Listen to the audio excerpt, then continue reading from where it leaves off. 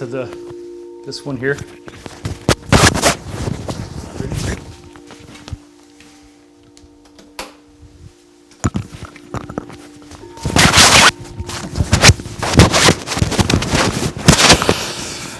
Well, we started early, folks. I didn't know that was going to happen. These things do occur. Live streaming is a very strange, mysterious, difficult, unpredictable process, as we've discovered on many, many occasions. But we actually do have everything working, so we were trying to do a test 10 minutes before, and all of a sudden it said it was live. So there you go. That's how these things roll. And yes, you probably got to hear me use profane language. My wife had put a cooking apron on me because we were going to have a little bit of breakfast, but here we are. So thank you, Elizabeth, for the bowls to get us started. It's a very sad occasion that's going on here in America right now.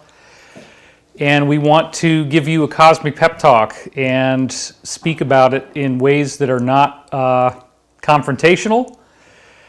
I've always felt that, well, first of all, let me just express my sincere shock and outrage and horror at the cold-blooded murder of George Floyd. There is no excuse for this. I would never support anything like this under any circumstances. If you guys know me, you know that's not the way I work at all. It was intensely sad for me, intensely traumatizing for me, because you're basically looking at a murder that is being watched by everyone, pieced together from different cell phone pictures, and there is no excuse for this. That being said, let me just say right off the top that violence does not solve violence. Violence does not end the problem of violence. When we have violence, we get more violence, and these problems compound upon one another, and it's very, very sad. What I do want to say is that a lot of people are concerned about the things that I've been saying in previous shows and throughout my whole career regarding this concept of the Alliance, which, as I've said so many times, is an international group that is working very diligently to bring about real, lasting change on this planet. To bring about the kind of change that we need today to alleviate the suffering that is so commonplace in this world, the suffering that we see everywhere, the suffering that is totally prevalent in our society. Unfortunately, this ordeal that we've just been through has greatly hampered the economy. But as I've told you guys all along, there has been a plan in place since at least the 1950s to address these problems, the deep underlying root causes of what's really going wrong on planet Earth. How did we get here? How did we get to the point where the economy's been devastated? Everybody has to wear masks. People are afraid to leave their houses. It's finally starting to change. And then just at the exact moment that most of the country is going to open up and everything is going to be happier. We noticed it here in Los Angeles, people being a lot happier. The traffic of cars has gone way up, which for us as pedestrians with the dog is not necessarily a good thing. But I'm very, very grateful the society is reopening nonetheless, and people are now driving more respectfully. We had a big problem here in Los Angeles with people driving past us as pedestrians going much too fast, even 60 miles an hour, on a residential street with a 25 mile an hour speed limit. That thankfully has gone down, but what hasn't changed is the underlying resolve that we all have. We want to see change in the world. We want to see a positive future manifest itself. We want to see a new space age. We want to see forbidden technologies or otherwise unacknowledged or maybe undiscovered technologies, but they don't seem to be undiscovered. They seem to be just unacknowledged and unreleased. We want to see this stuff come out into the open. There's a lot of interesting things going on behind the scenes, to say the least. And there is a overall diagram that we've been given by the alphabet letter between P and R. Think about that one for just a little bit. It shouldn't be too hard. The alphabet letter between P and R has been giving us a lot of stuff lately. There's been a huge number of briefings. So never have they wavered in their confidence that this is going to work out for us. And remember that on the tail end of this, we are getting a global economic reset. There will be great, great prosperity unleashed. And actually, most Americans are now already getting payments that are sizably more than what they were making before. The unemployment payments are significantly greater. It's actually 138% greater than average based on one statistic that I saw when I was reading through all this. So that may be a harbinger of things to come. In other words, it's very, very easy right now if you're an American to get onto the unemployment system. In fact, when I got my hair cut, I was talking to my barber about this, and a friend of his had not paid taxes in 8 years, and all he had to do to be able to collect unemployment was to pay $600 and file this one form. That was it. So obviously to pay $600 and get $2,000 a month in return is not a bad deal at all. So the global economic reset is real, and the alliance is real. This is really happening. If you go to websites like qmap.pub, I can't stress enough that you would want to be staying on that and following that and regularly reading that. Because letter between P and R is not a joke. This is very real. They've made a number of statements lately that I will alert you to. This is kind of a last minute thing because these riots came up out of nowhere. But first of all, let's just go back to some fundamentals, okay? Yes, follow the procedures that you are being told regarding wearing masks, regarding social distancing. I would never advise anyone to do otherwise. It is a compassionate thing to make sure that even if you are asymptomatic, which apparently is the vast majority of people, that's not good for somebody who would have bad symptoms from this. So if you are asymptomatic, we're wearing our masks when we go outside to any type of bank or grocery store, just as we are required to by law here in Los Angeles. Theoretically, we're not opening up until the beginning of July. But I just want to point out that we are not advocating for you to do anything radical or violent whatsoever.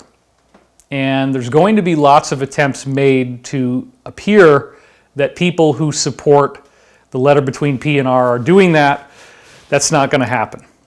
We do not advocate violence at all. We do not advocate any type of eye for an eye, tooth for a tooth type of behavior. In other words, it is horrific what happened to George Floyd. It truly breaks my heart. I did go through periods of crying and tears in processing all this. I didn't want to do that now. I'm hoping that I don't. But it's really horrible hearing somebody cry for his mother and saying that he can't breathe, and this effing psychopathic a-hole holding his knee down and not letting any breathing take place, even with the crowd. I mean, look, this is the very definition of outrage, okay? It is the definition of outrage, and we cannot allow that kind of behavior to be condoned on behalf of anyone, much less law enforcement personnel, military, etc. That would be a war crime, okay? There are ethical considerations here. If this was a war, it would be a war crime. And we have to allow the justice system to do what it does, which is to prosecute the guilty. And this is very obviously a person who is guilty because it's been filmed from so many different angles. And there's no denying what happened. Now, let's talk about the philosophy of protesting. Apparently, what we have in 17 different cities in the U.S. is peaceful protests, and there is a lot of confusion out there right now. And it is a political landmine field, to say the least. I've been reading a lot of articles. I'm going to be putting out my own article because I want to speak in greatly precise terms with citations and links that you can link on to go and look at this stuff for yourself. So, with all that said, it should be very obvious to everyone that creating new acts of violence in a response to violence does not solve our problems.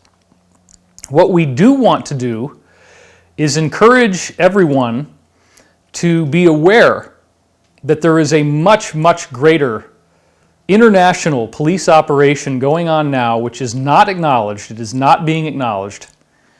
And we need them to be able to take care of it. We need to allow them to do their part, which is to make sure that whoever in the world is genuinely trying to cause the greatest levels of violence, whoever in the world is genuinely trying to cause civil unrest, whoever in the world is genuinely trying to cause mass death, that those individuals, whoever they may be, regardless of what side it is, regardless of our apparent political affiliation, we need violence to stop.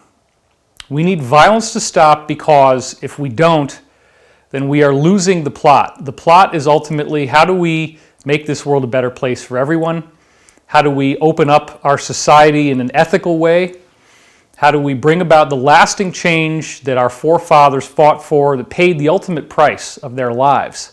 We just had Memorial Day, celebrating the veterans who died in service to their country and trying to ensure that we have the freedom to peacefully demonstrate. When we start to, and I say we in quotation marks, and I'll explain that in a minute, but when we as Americans start to engage in violent activity as a reprisal for other violence, or in the hopes of seeing that additional police officers who stood by and essentially did nothing, thereby aiding and abetting this murder, if we want to see them get justice as well, which is apparently one of the root causes of the violence, the message has been heard, and this is not the way to do it. Okay, we do not burn down buildings. We do not burn down innocent people's businesses, places where the police are operating from, places where people need to buy food. The law enforcement personnel at times have engaged in horrific atrocities. That is not the norm. I love to speak to police officers because I consider myself to be a law enforcement officer, a soldier in the cyber arena, and that is where I feel the greatest work needs to be done here. Going out on the street and setting something on fire only engages our enemies to do more. The enemy is ignorance. The enemy is violence, right? We don't want violence. We don't want death. We're trying to stop that. We're trying to stop the economy from going down. We're trying to stop contagious disease by staying inside, by wearing our masks, by doing this the right way, okay? Regardless of who may have done this, if it was done by someone, whatever the hell you want to say, okay? There's really intrinsic points that we can't get past if we want to deal with this in any type of positive way. Please get woke. Please understand that participating in a riot, acting on behalf of others who are doing that, this furthers our problem. There is no net gain. We are only losing. We do not gain anything. We are not improving our lot as Americans or as citizens of this world. So I ask you, please, if you see this kind of behavior going on, if you are part of a peaceful protest and certain individuals start trying to do violence, the best thing you can do is not jump in and participate in that. Those people need to be stopped.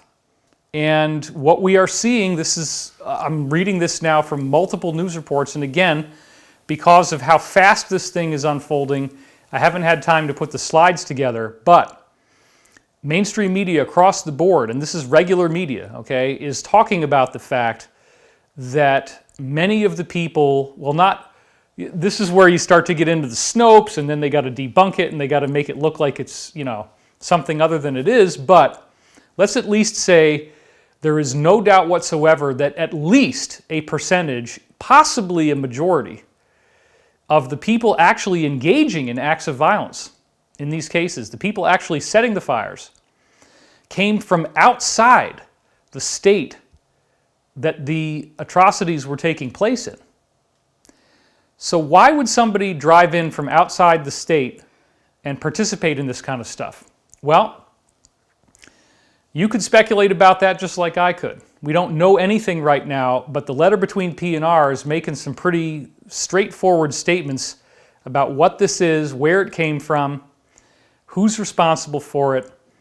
And it's interesting to note that when you're looking at left-leaning media, there is an effort made to steer this as if it were the work of far-right, alt-right conservatives who are white people coming in from out of state and then engaging in this, hopefully the idea in this type of media, hopefully to try to make it look as if African Americans are doing this when they're largely not.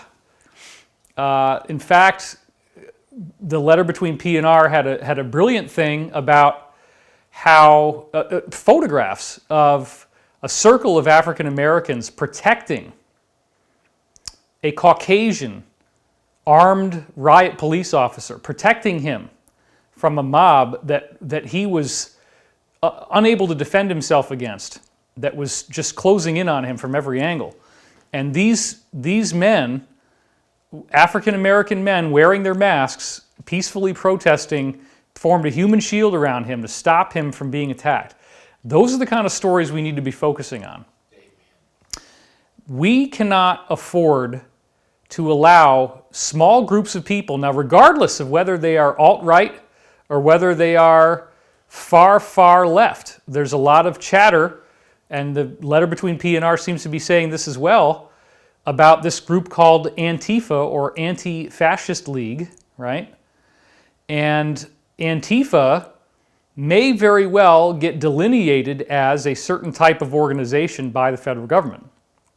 So what we're seeing, based on the statements from the Attorney General that are on the letter between P and R, et cetera, is that this group, this provocative group, appears to be, at least in some cases, sending people in on purpose to take a peaceful protest and turn it into a violent one, because it only takes a couple of fires to make things look awful.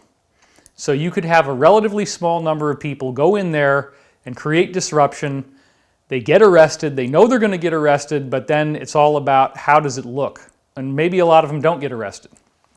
So then we got to talk about, okay, well, who finances Antifa? Where does this all really go? And what is the ultimate agenda? We have an election coming up in just a few months, and look at what is happening to the country. So we have to ask ourselves, is it possible that certain entities would do absolutely anything to try to win that election? And some people are going to answer that question one way, some people are going to answer that question another way. But the point is, there is a very, very heavy-duty political thing going on right now, which is the 2020 election. How does the election happen? Where does it come from? Who's involved in it? How do we vote? How do we marshal our forces as a society to get the change that we need? And I will also say this, and I'm going to be very honest with you right now. A lot of you guys were really upset about why have I not been doing more of these YouTube videos.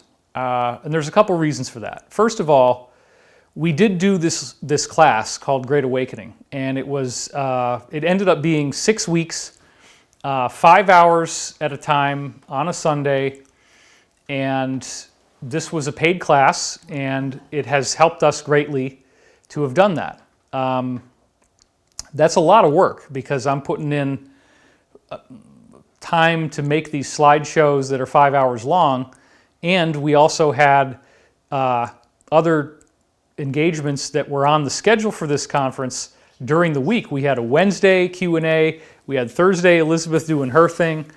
It's an incredible burden going through the actual process of being on shutdown, being on lockdown, essentially on a version of house arrest, house imprisonment, not able to leave home.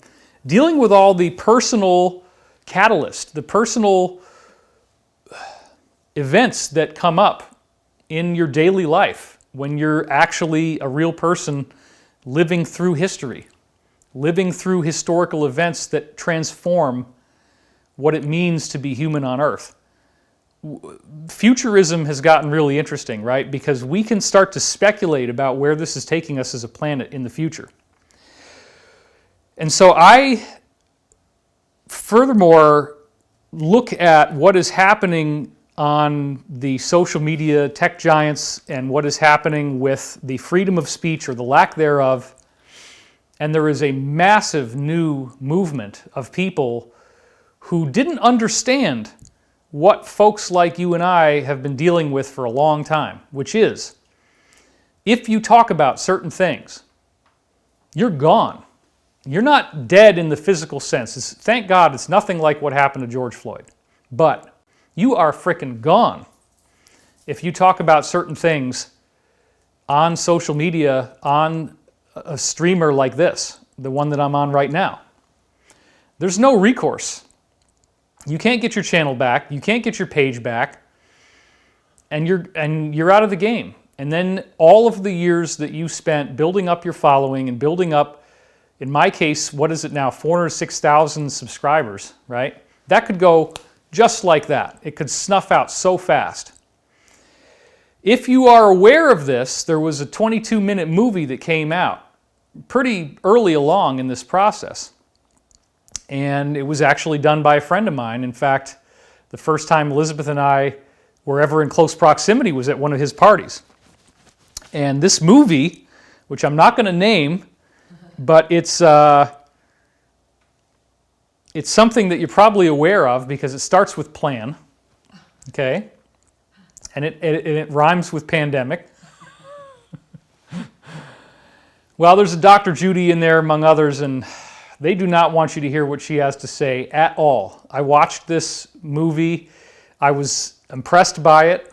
There were some possible inaccuracies in it. That usually happens. It's very rare that somebody gets everything right. But there's a lot of things in there that get you thinking at least. And thinking should be permitted. Thinking should be allowed. You should be able to have access to information that is totally BS.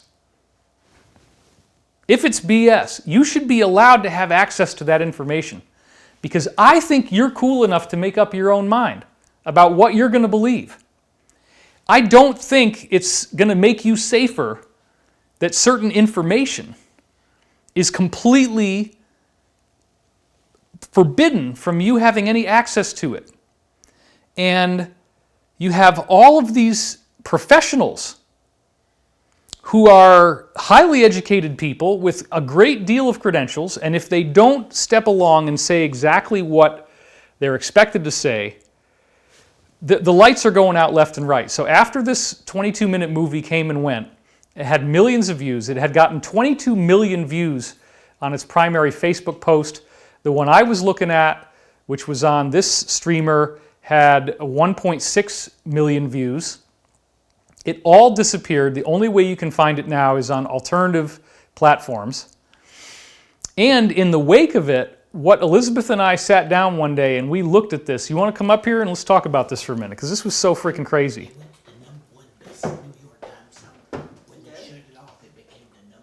Oh, really?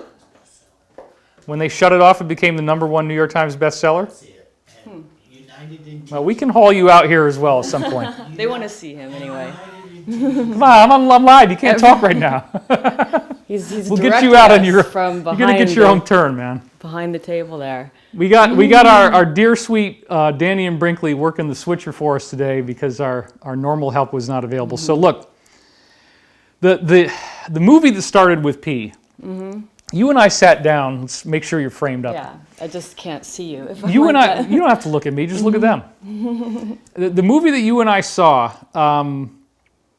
First of all, it was shocking. But let's talk about what happened when we looked up after it had disappeared completely off of the streamers, and what we saw as we went through a typical search engine search. The number of videos, it was unbelievable. It was at about, in 2 days, there were like 100 videos complaining about it. At least 100. And I think it's hard for people to make that many videos. I mean, they must have like sent a memo out or something is what we're thinking, that it looked like somebody said, okay, do this. And there were all these little hate videos and, you know, shaming videos going out. A staggering volume of hate videos, of personal attacks against the filmmaker himself, personal attacks against his wife. You remember the one we watched? Yeah, and this is how they do it.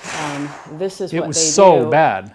Nowadays, and you probably already know this, when people stand up and have a voice and start shining a light on the truth, this is the first tactic that they use. So we watched and we went through and saw a number of check-marked mainstream channels disguised as alternative channels, just with high production value, hundreds of videos that were just annihilating everyone involved in this. What they've done now is they've hunted down every single person in this movie. They've got their names, and you get this mob, this cyber mob that comes to your cyber door, and they want to do the equivalent of what's happening in these riots. They want to burn your house down. So you're watching a gang stalking campaign. So right now, a lot of the ways of the deep state are being seen. It's like they're not hiding them that much anymore. And a lot of people are waking up to that. And some people maybe for the first time. For us, we've known about it for a long time. You even more than me. It wasn't really my wheelhouse. I always knew it was around, but it really wasn't what I was focusing on. And of course, you know, living with David, he focuses on it a lot more.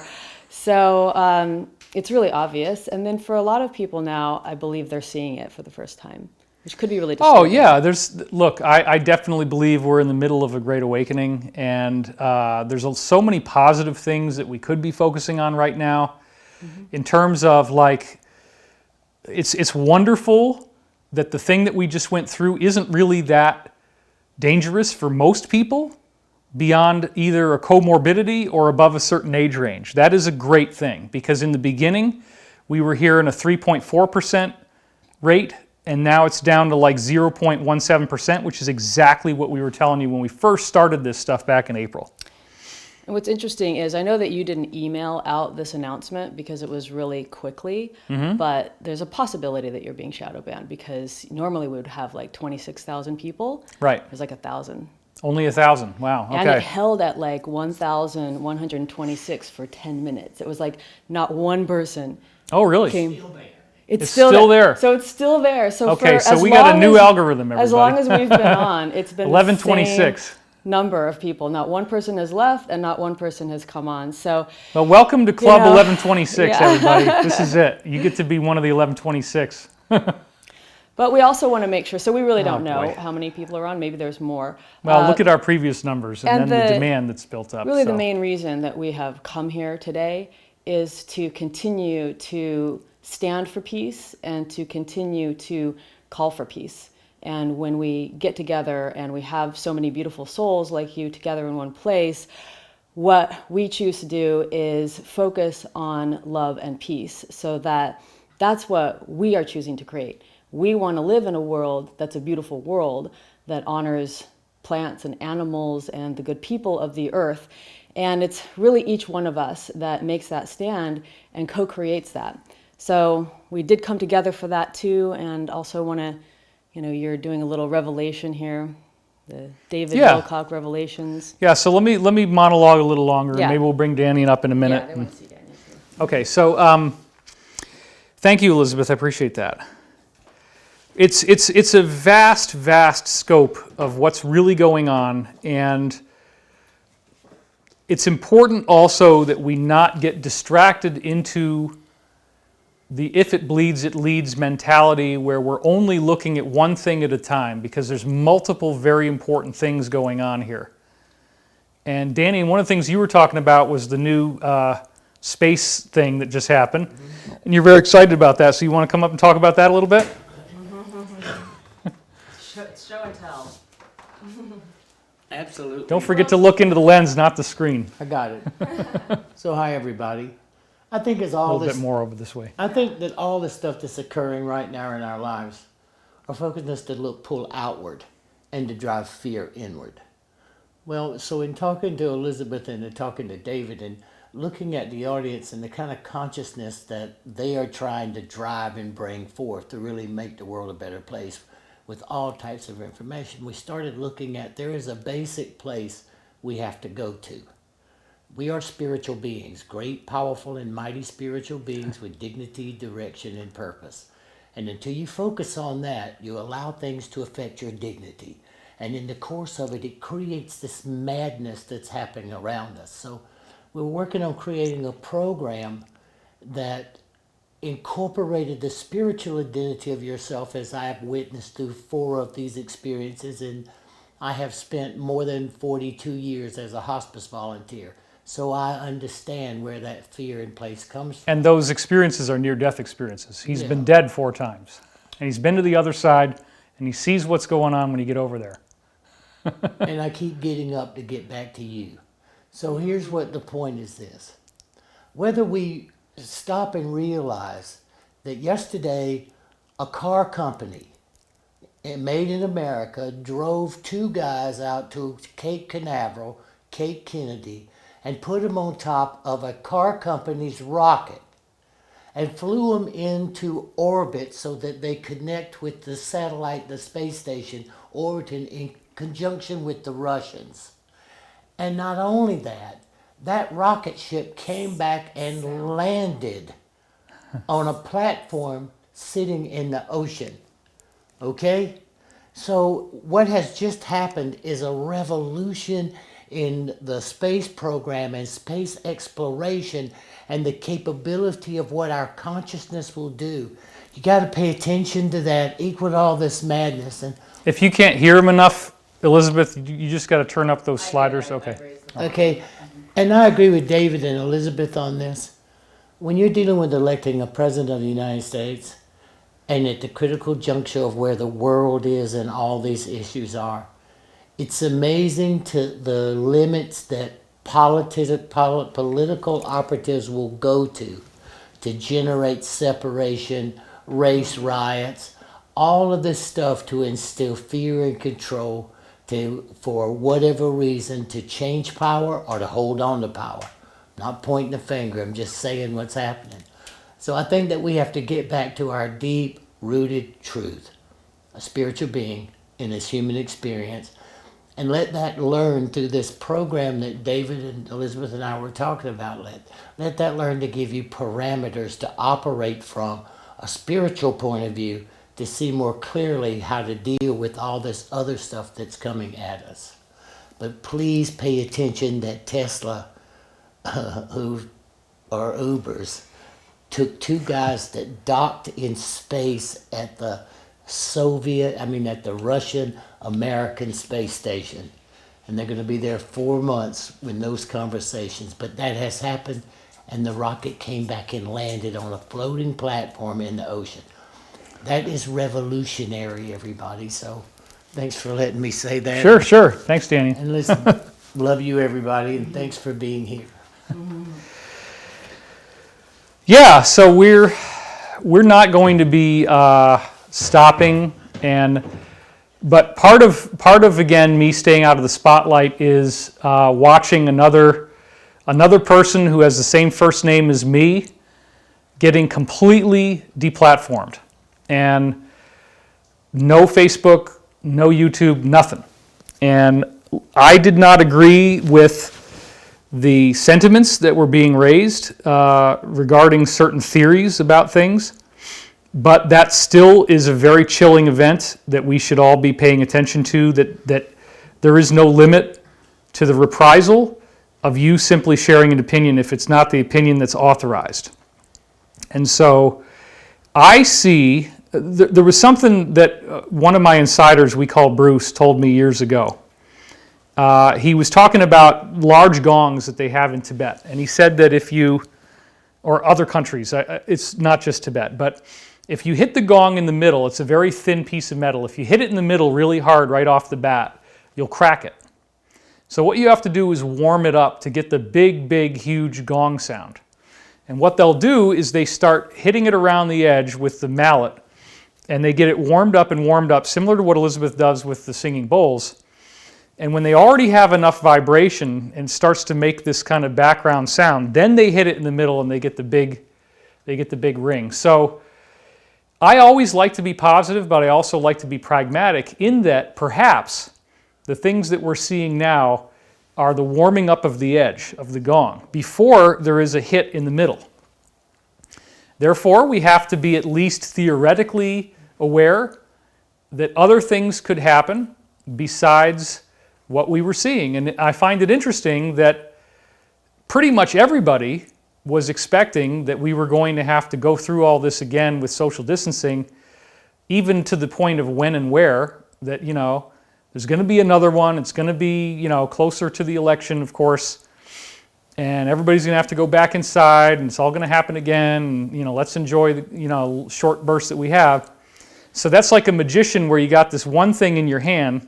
Oh, there might be another one. There might be another one, and then something in a totally different vein starts to happen.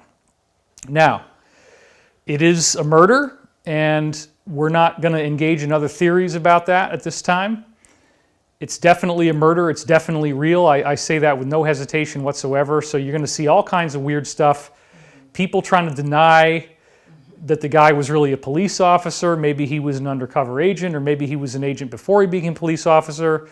People trying to say that George Floyd didn't actually die. Come on, it's ridiculous. This is not true. And so we're not helping by engaging in offbeat, weird theories.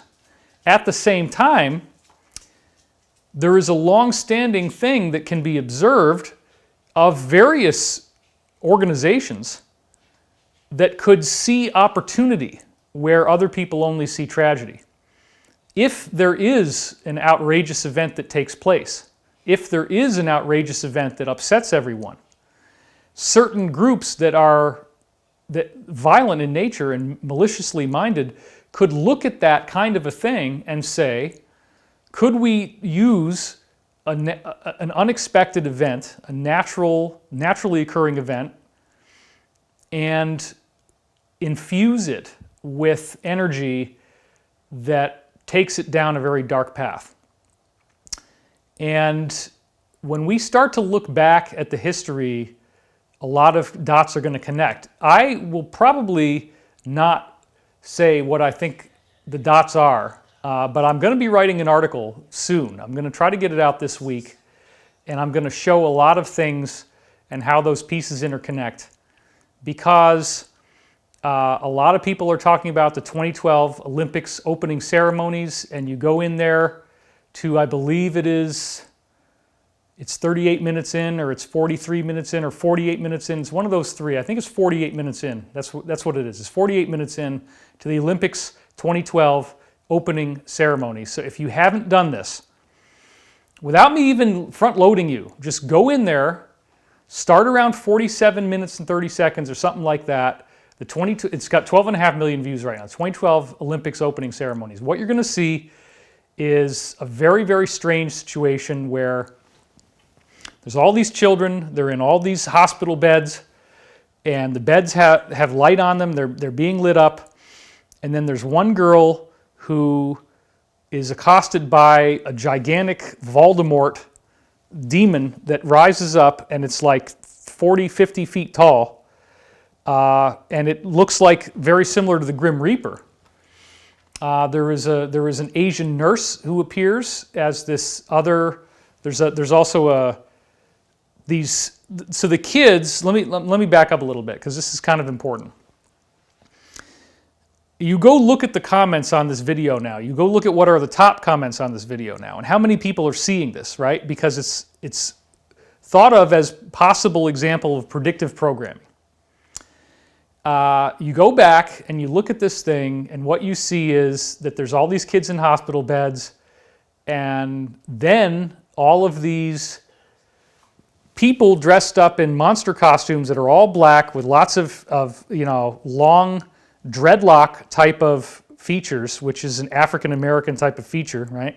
Dreadlock type of features on their hair, but they're all black and they just have green eyes, and it appears to represent some sort of plague, okay?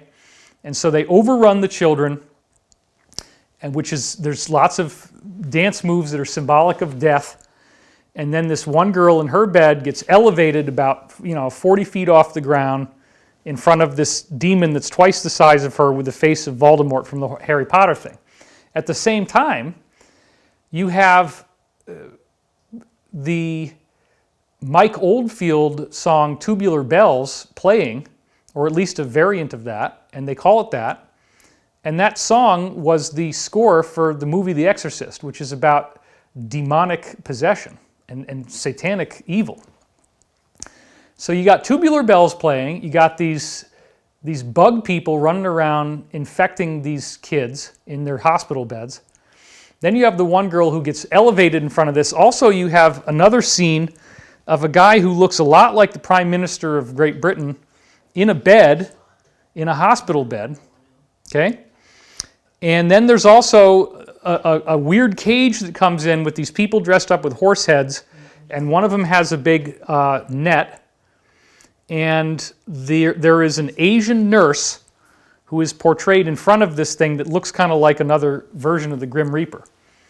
So that's one of them. Another one that you got to look at is Madonna's performance at the Eurovision, was it 2019 or 2020 awards? Remember if it was 2019? It was 19. So Eurovision 2019 with Madonna. And this is the next one, okay, because this is also just crazy.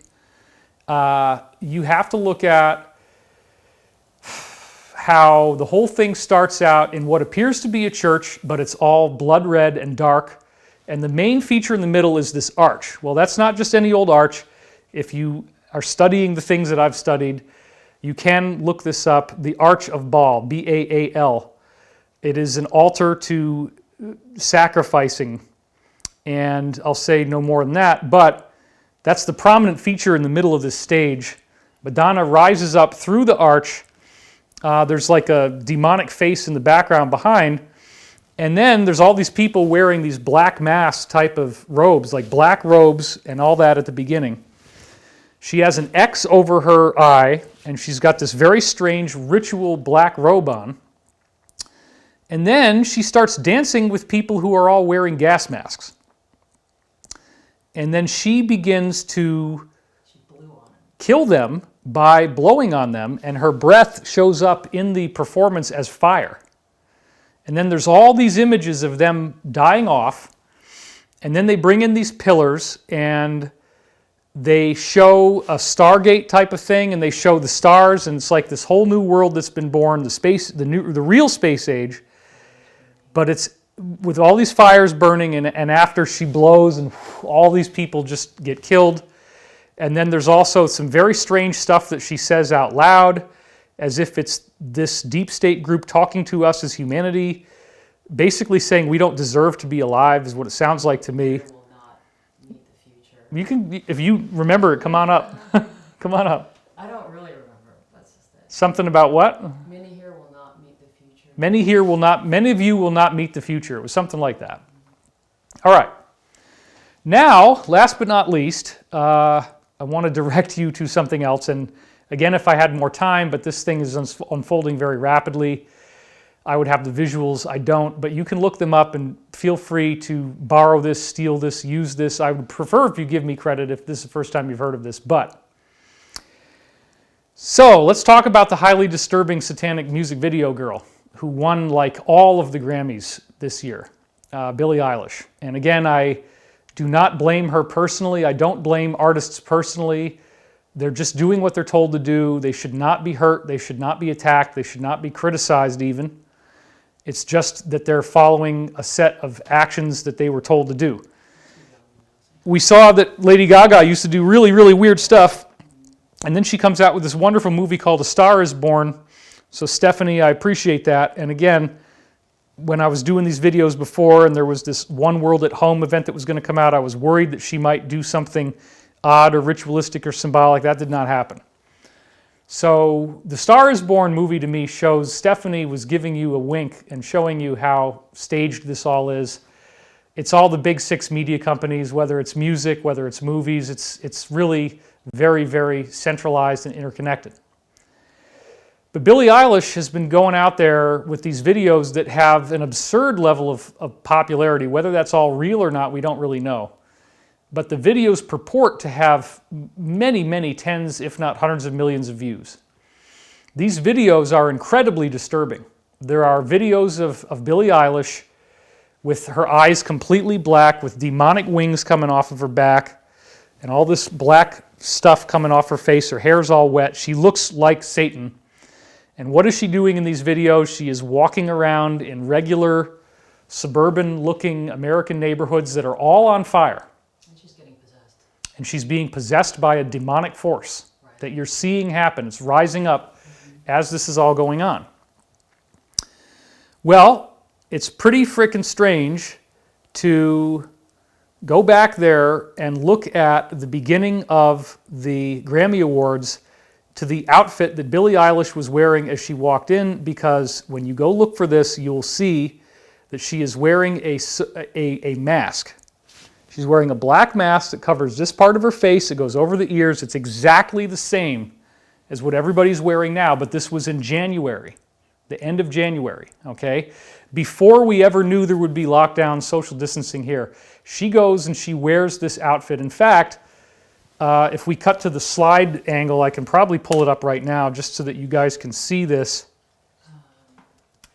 Hold on. I don't see slides on here, actually. You will in a second. This is good enough that I want to put it in there, so, because you guys will be able to start to see some things here pretty quickly. All right, so. Okay, Camera 5, and I'm on it now, so don't do it quite yet. It's not quite there yet. When it shows up. so let's do this.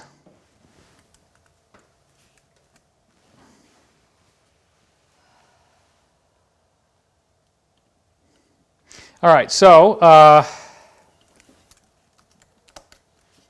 this is how we're going to do it. Whoops. See, I can't even type because I'm trying to. So we do that, and then we say, all right, look at that. My goodness. My goodness, everybody. How did she get this idea? Who gave her the idea to wear this silly getup? Oh, it's not showing, sweetie. It's not showing. Why is it not showing? We don't know. All right, I see. Hold on, everybody. I got to set it to mirror. That's what happened. See, this is like a real-time dumpster fire, everybody. We'll get over it together. Figuring out our technology. All right. Constantly. He's dying on stage. There it is. Now Isn't that something, everybody? And so she takes the mask off a little bit and whispers like, shh, don't say anything. Right? But she's posing with this weird mask on, okay?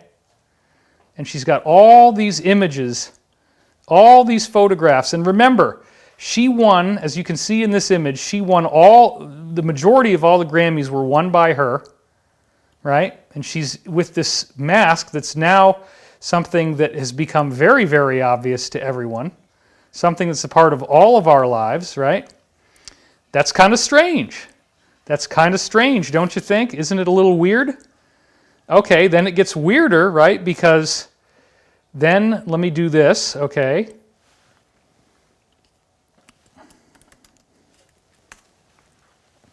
Then we have this guy, Tyler, the Creator, and he comes out wearing this this blonde wig, but let's do his performance here, because in his performance, he's dancing and he's rapping, and everything around him is on fire. Okay, there's this fire, and it's a suburban neighborhood.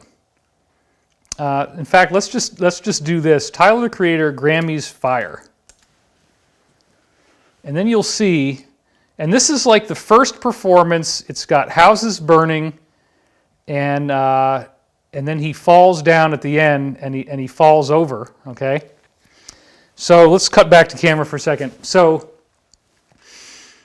Billie Eilish, who has made these videos that have images of everybody's houses on fire, and she's shape-shifting into a demonic creature, she walks into the Grammys wearing a mask that now is ubiquitous in our world. Nobody knew about it back then. Nobody expected this. I mean, yeah, you could say it was happening in Wuhan. It's disturbing. But even then, why would you want to look up to that? Why would you want to make that part of your costume? Isn't it bad enough that these people are dying of this thing? Why would you kind of like maybe even make fun of that by wearing that mask?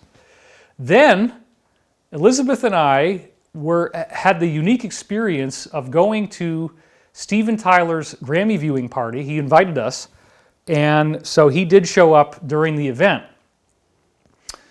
So he was at the Grammys, and then he also came over to the Grammys party. This was a fundraiser. There was a lot of people there, and they were there to donate. And so we also donated. I believe we donated $2,500 that day. It was either $2,000 or $2,500 to this charity that he had, which was called Janie's Got a Fund. If you remember from the 80s, Steven had a song called Janie's Got a Gun, and it was talking about a teenage girl who had suffered sexual violence and escaped and then actually killed her abuser. That's what the song's about.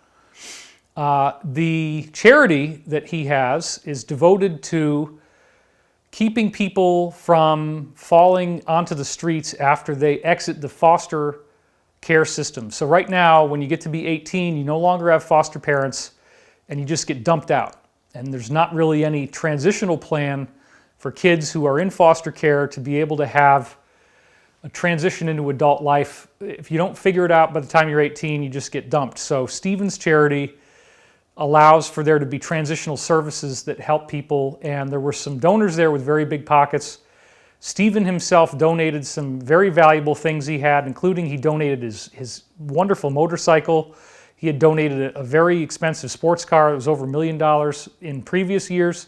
So he's really committed to this, and it was really cool for me to be at this event where every time we were cutting away from the Grammys, Steven's thing was showing these images of abuse survivors and getting you aware of the fact that it's happening to people when they're very young, girls who are talking about this on video.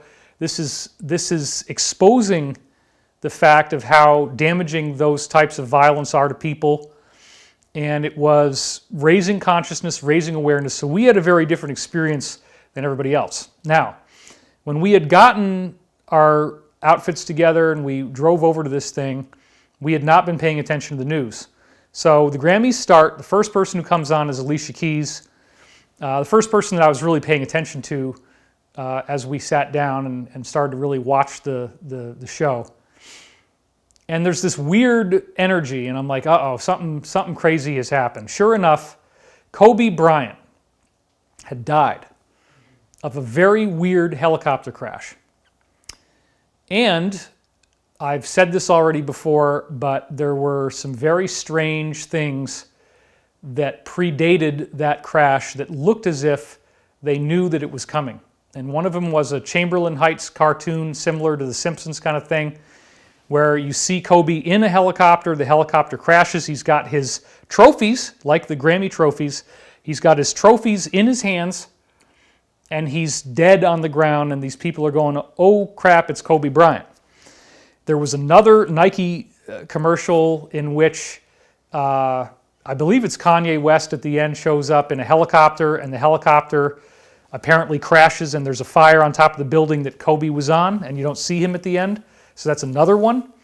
And then there was yet another one, which is strange, where there was a commercial with Kobe where he's driving around with a kid in a peanut costume, and they keep driving into things as if they're going to crash. And there's a lot of symbolism in that commercial, and it ties in with this Mr. Peanut weird thing they were doing for the Super Bowl, where there was this ad campaign, Mr. Peanut has died. And they used the hourglass of Mr. Peanut's eyeglass that looks like the letter Q, which to me was pretty interesting based on the letter between P and R, as I'm saying, being the voice of what we're calling the Alliance here, that they actually are doing good, whether you understand this or not. I believe they are. I've presented enormous evidence to support that viewpoint. And they are telling us right now it is a marathon, not a sprint, but they're saying that the landing looks good, and they're also describing a sequence, a 10-week sequence of declassification events in which each week the events that we get declassified are going to get bigger and bigger, and we're on like week 4 now, or maybe right at the beginning of week 5. out of a 10, what they said at least is a 10-week sequence. Just because it stops at 10 doesn't mean that's the end, but at least it's the first 10. So let's go back to the Grammys now. So Billie Eilish, first of all, even before the Grammys aired, okay, you have widespread mainstream media acknowledgement that the whole thing is rigged because the director of the Grammy Awards resigns, this woman, due to harassment that she suffered. And all this stuff comes out about how it's all rigged and there's no real voting taking place. They just give it to who they want. And even in spite of that, they moved forward. They gave all the awards to this one girl who comes in with the social distancing mask on and has these highly disturbing satanic videos that are showing cities on fire, towns, suburbs on fire in America, or what we would assume is America. Okay, so then we walk in there and we find out Alicia Keys is talking about something bad has happened, and it turns out to be Kobe Bryant. That's the first that Elizabeth and I had heard about this. So we're getting to see it as if it was, for us it was new, because we hadn't had time to look at any news. Well, okay, Kobe Bryant's helicopter pilot had done this 100 times, and you also have to remember that helicopters have altimeters on them. They have very advanced sensing equipment that looks ahead and looks below, and if you're getting anywhere near an obstacle that could hurt you, you get these alarms going off. If you actually go back and look at the incident report, the helicopter drops in altitude for thousands of feet at a very high speed when it's in the air. That is not crashing into something. That's just simply plunging from the air. But again, there's gyroscopes, there's stabilizers, there's GPS. There's no reason for your helicopter to just plunge down out of the air. So he might have landed on the ground, but he didn't start that way. So what do we have here? We have something that is eerily similar to a previous Grammy Awards ceremony in which Whitney Houston was going to be performing, and she's staying in the hotel before her performance, and she ends up dead in the bathtub, face down in the bathtub, and then the whole thing turns into a memorial service. So there was speculation even back then of foul play. And then this Kobe Bryant thing looks very foul. So what we're seeing is the sacrifice of an African American, in this case, hero. Okay? Think about what just happened. Think about what just happened. Sacrifice of an African American who is loved by everyone. And that starts off the whole service, this whole religious service, which is what the way I look at it, okay, what they do with these things. And so it's all traumatic. And then, even despite how traumatic this was and the shocking loss of a beloved African-American icon, then the very first performance that we get of any real music in the show is this guy, Tyler, the Creator. And another thing that's interesting is that the name Tyler, and again, I know Steven Tyler, okay, I get that, but Steven Tyler, his real last name's Tallarico, that's commonly known, it's in his book. So he changed it to Tyler, so that just happened on its own. I don't think there was any foul play here, but it's important to understand, and I was the first person to explain this to Steven actually, that if you're looking at Freemasonry, there is a guy with swords who guards the doorway into the Masonic Lodge. And he prevents anybody from getting in. In other words, he has the authority to literally slash you down and kill you if you try to get into the lodge. What's the name of the guy at the doorway to the Masonic Lodge who kills you if you get in? He's called the Tyler. It's true. Go look it up. Tyler the Creator. And he's wearing a strange outfit that's sort of like the Masonic tile, except that instead of it being black and white tile, it's red and white tile. And then again, let's cut back to that slide real quick. Here he is falling, right? And there's... Yeah, so all these images of everything is on fire, and it was just the energy of the way he was talking, he had this very raspy voice. It was disturbing. You see here he's got there's a fire. I mean, it was not, and the gun to the head, right? So there's all that as well. Let's just click on one of these at random and. With the blonde wig on his head too. Right. So he's got the blonde wig on his head. It's very strange. So anyway, I'll probably get in trouble if I air all this stuff. But yeah. Anyway, we're not going to do that. Let's go. Okay. So let me cut back to something else, just in case we need that again. Okay. Oh, here's another really good one, everybody. So you can really see like how sick this was. Okay. This so you if you just look at this, you got that slide up? It is. I wonder if yeah. Okay. So and these are people's homes, folks. These are people's houses. Okay? They're talking about people setting each other's houses on fire. Now this is something that's interesting, okay? Let's go back to so predictive programming, right? You sacrifice an African American in a suspicious way, in a very upsetting way, and then immediately after everybody's watching this show and processing the grief of the loss of an African American man under suspicious circumstances, the first thing you see is this performance that encourages you to be angry and violent, encourages you to go out and set things on fire and create riots. And then there are other scenes, because we continue to watch this throughout the thing, because we were at this ceremony. We didn't really want to watch the Grammys, we just were there for Stephen, but we were trying to keep ourselves occupied, and so we're watching the show, and there's one scene of fire after another on the Grammys.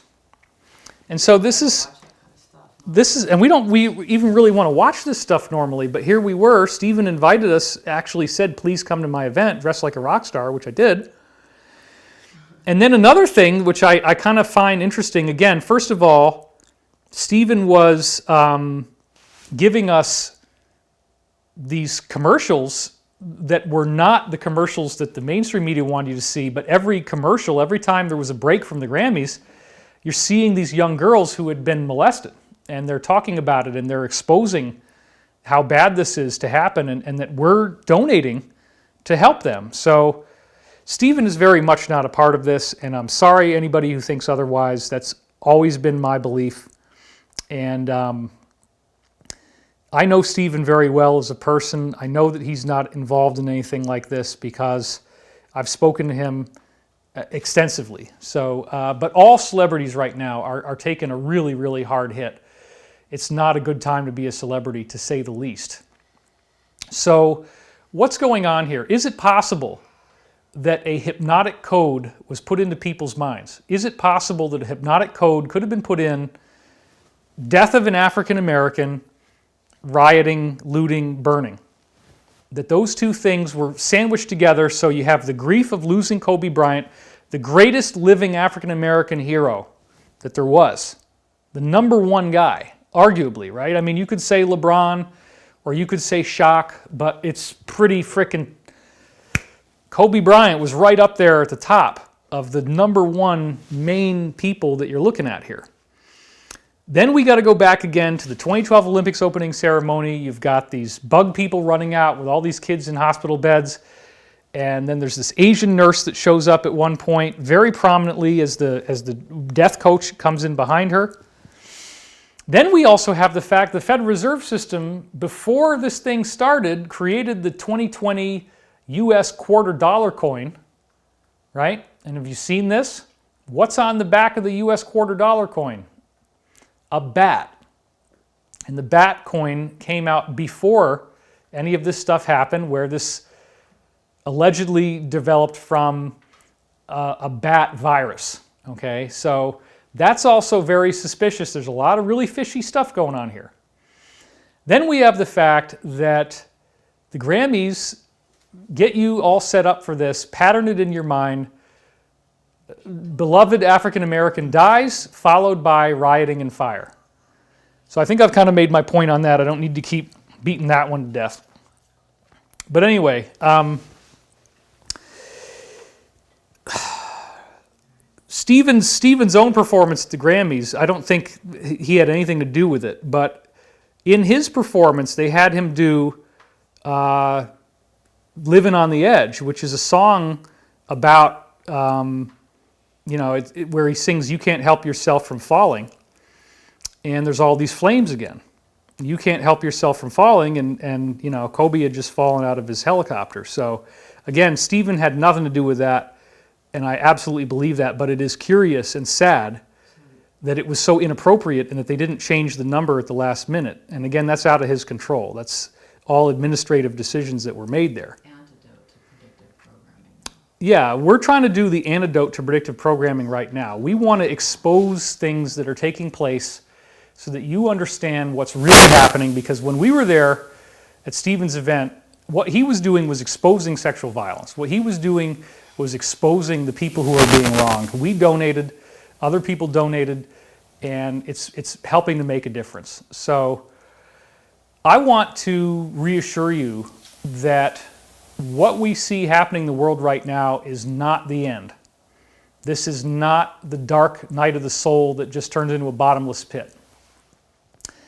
What I think is going on here is a major, major upheaval where, if you look at the normal pace of historical events and the severity of those events, we are seeing what some would call novelty on an unprecedented scale. The novelty of these historical events is pretty unprecedented. We've never had the whole world closed down before due to anything, whether it was a virus or any other reason. That did happen.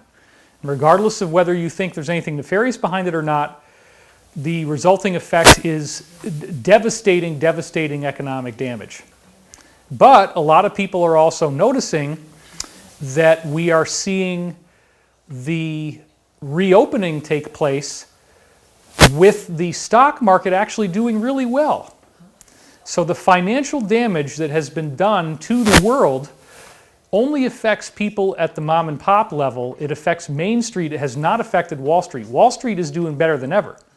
And there has been an absolutely massive wealth transfer away from the lower and middle class to the 0.01% top levels. And that's very sad. There are estimates about how long it could take for our economy to recover from what's going on right now, that it could be 10 years just to get back to the way it was before this thing started, which again was very, very bad for Main Street. Something like 43% of businesses are probably never going to reopen. Commercial real estate, the value of commercial real estate, if you hold commercial real estate properties, of which many Americans do as small business owners or even large business owners, commercial real estate is set to have an apocalyptic decline in its value. And we've seen throughout time and space how the wealthiest individuals then sweep in and buy this stuff up for pennies on the dollar. I lived for 5 years in Virginia and 3 years in Kentucky, and you better believe people in the South still talk about carpetbaggers, although you never hear that term in the North. But carpetbaggers were people who swept in after the Civil War and bought up properties for pennies on the dollar because everybody was broke. And so, what's the problem? Are we having problems? Some people are hearing static. Well, you can put the headphones on and listen for yourself and see if that's happening. I'm sorry, if there's static, there's really nothing we can do about it. So anyway, does it sound staticky to you? Okay, good. So if you are getting static, that's apparently not everybody. And again, the static thing is only if I put my hand over the antenna here. We pretty much figured out what that is.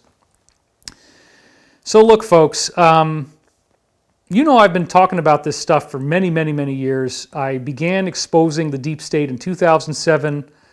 I've talked extensively about ritual ceremonies disguised as Super Bowl halftime shows, Grammy Award ceremonies, other music award ceremonies, the Olympic ceremonies. They do this over and over again. And it's pretty shocking how few people used to see it before. So I would write articles about this on my website because nobody was putting the dots together. Nobody was looking at the grand scheme of this. Now it's become very, very widespread. The awakening is undeniable, and it keeps coming and coming and coming in wave after wave. We've had a lot of people writing us from, our friends and family and so forth, and others saying, like, hey, it's getting scary, it doesn't look very good. How do we know that the alliance's plan is still on track? Let me be clear on this. We do not get briefings anymore. We're not getting briefings like we used to. So we don't know a whole lot more than you do. But if you actually look at the letter between P and R, you look at those websites, like I mentioned, qmap.pub. I do hear it. I hear it when you move forward. When I move forward, Yeah, there you go. Just stand. God. There's always something horrible and frustrating that happens every time we do a live stream. That's just inevitable. So there's nothing we can do about it. But I will try not to move in ways that set this thing off. Okay? Maybe if I cross my arms up here, is it okay? It's when it gets in close proximity to something. Maybe I have no idea. We just can't be bothered with it. We can't be bothered with it, It's fine. All right. There's always something crazy that happens when you're live streaming. And I try not to get mad, but sometimes I do. Oh, really? Yeah, it happens. So let me try to get back on track here. It doesn't, look, Satan's greatest trick is convincing humanity that he doesn't exist. Okay? That's what the same insider, Bruce, told me. When he was talking about all the things that we see now, about how they got to ring the gong, they got to ring the outside before they hit it in the middle. I don't know if they've hit the middle yet. They might still be ringing the outside. So we have to be prepared that other stuff could happen. We have to be prepared that some crazy stuff could happen. We have to be prepared that we could see a false flag, faked alien invasion, that could happen, because that's one of the things they've wanted to do for so long. And they do apparently have an enormous amount of assets in place that they could use to make it look like that was what was happening. It seems so outrageous to think that anti-gravity could be real, but come on. We had Tesla figuring it out. We had the B-Field-Brown effect. Thomas Townsend Brown had figured it out with electrostatic anti-gravity propulsion. The Roswell crash, 1947, they've been tinkering on that thing for well over 75 years now, trying to figure out how to get this to work, okay? How to get anti-gravity to work. And so if you really think that nobody's ever come up with anti-gravity, that they don't have it, then you would be mistaken. The Germans did it in 1943. That's right. The Germans did it in 1943. It goes way back, and this is nothing new. So I don't want to be a pessimist. I don't want to be a doomsayer, but I also think that if this really is the deep state's final stand, that we could get hit with more rounds. And this is just a clever thing of like, okay, a horrible public murder takes place right as everybody's wanting to calm down, get back to work. And actually, yeah, you know what? I'm going to show you this as well. So let's do this, everybody. Because there's some things you just got to see. So let's talk about that for a minute.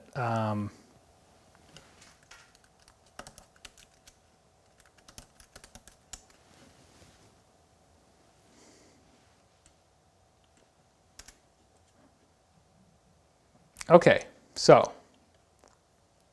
are we on my slide thing? Can you see that? Yeah. Okay, that's not the one. That's not the one. That's not the one I wanted.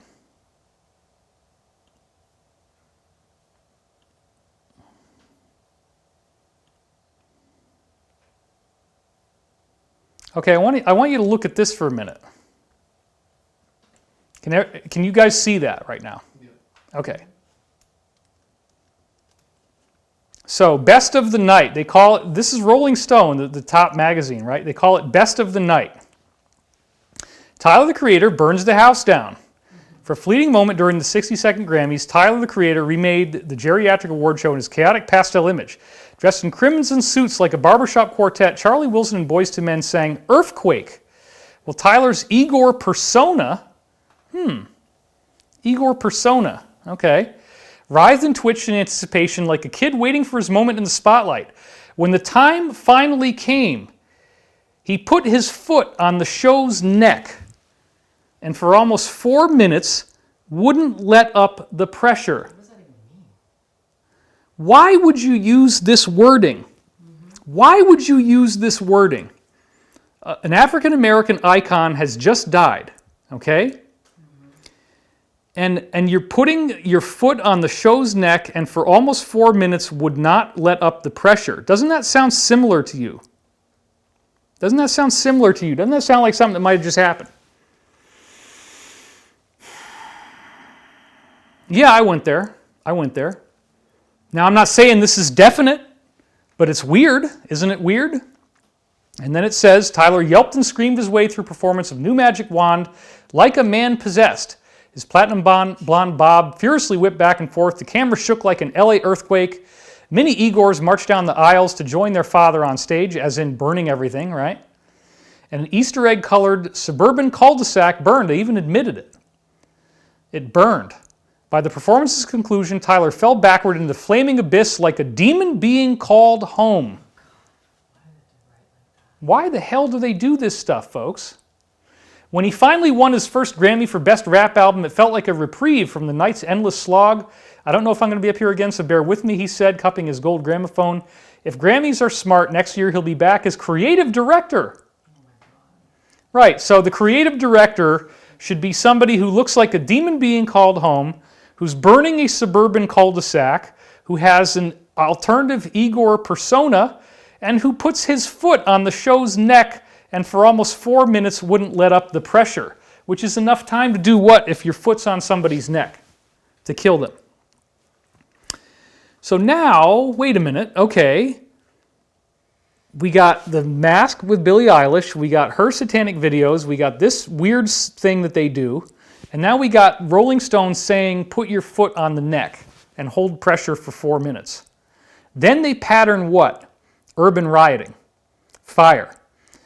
So that was planted into people's minds, a trauma, the trauma of losing the top African American sports icon, the winningest basketball player of all time, the greatest athlete of all time in many ways, Kobe Bryant.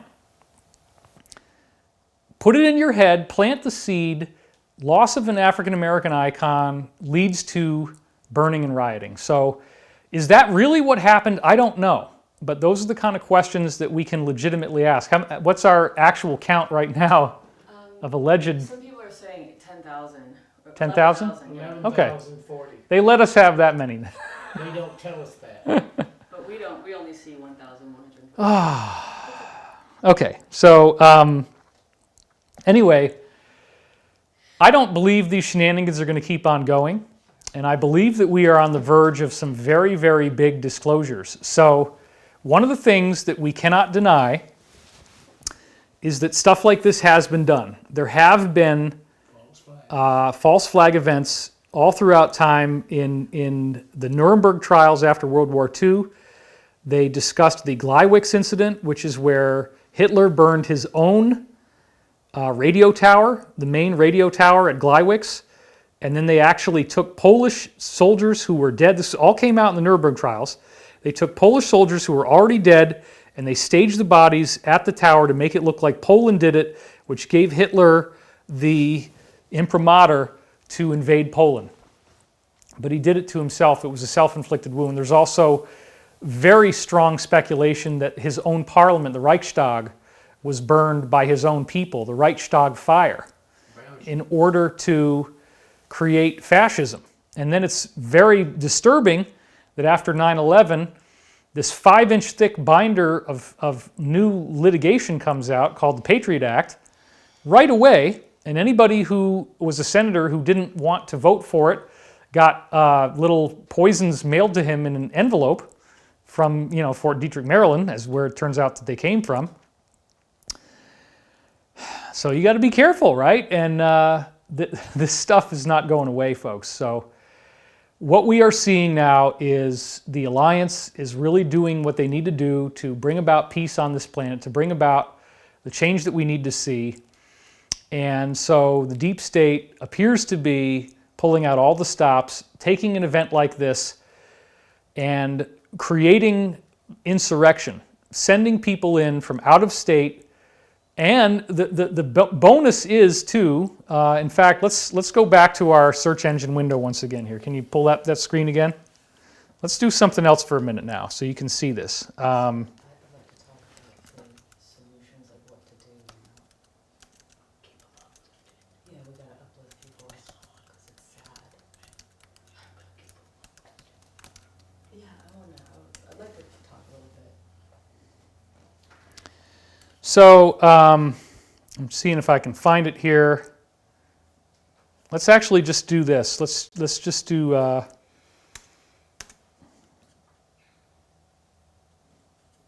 Because what we're seeing in some of the media now is that they're trying. Yeah, see, here we go.